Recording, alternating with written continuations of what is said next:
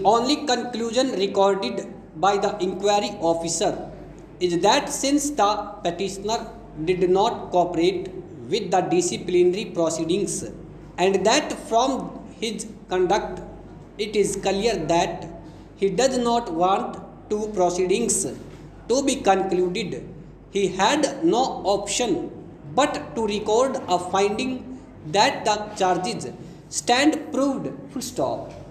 It is trite law that even if disciplinary proceedings are continued and culminate ultimately ex parte, the inquiry officer is under a positive obligation to record his satisfaction with respect to the charges leveled against the delinquent employee with reference to the evidence based upon which the employer seeks to take action against the employee. Full stop.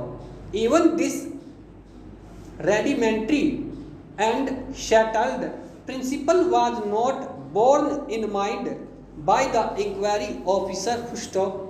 The mistake committed by the inquiry officer as noted above was reiterated by the disciplinary authority in as much as neither in the order dated 24 April 1998 nor in the order dated 13 August 1999 has the disciplinary authority recorded any independent satisfaction with respect to the guilt of the petitioner based upon the evidence or material on record. Full stop.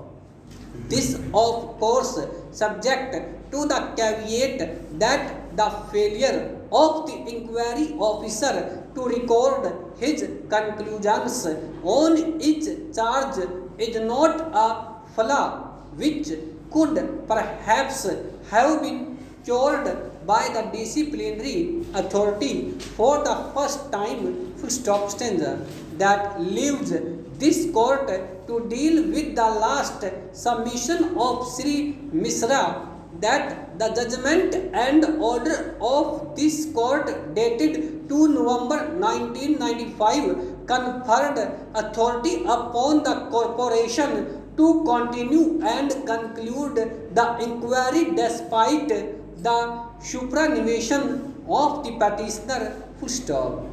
It becomes pertinent to point out here that the judgment and order of the court dated 2 November 1995 required the corporation to conclude the proceedings within a period of 8 weeks therefrom. Full stop. Admittedly, this period of 8 weeks had expired long before the passing of the orders impugned. Full stop. This court has not been referred to any material or circumstance which may have constrained or injuncted the corporation from proceeding ex parte and concluding the inquiry in case it was its contention that the petitioner was deliberately not permitting the conclusion of the inquiry and adopting a procedure of non-corporation. Full stop.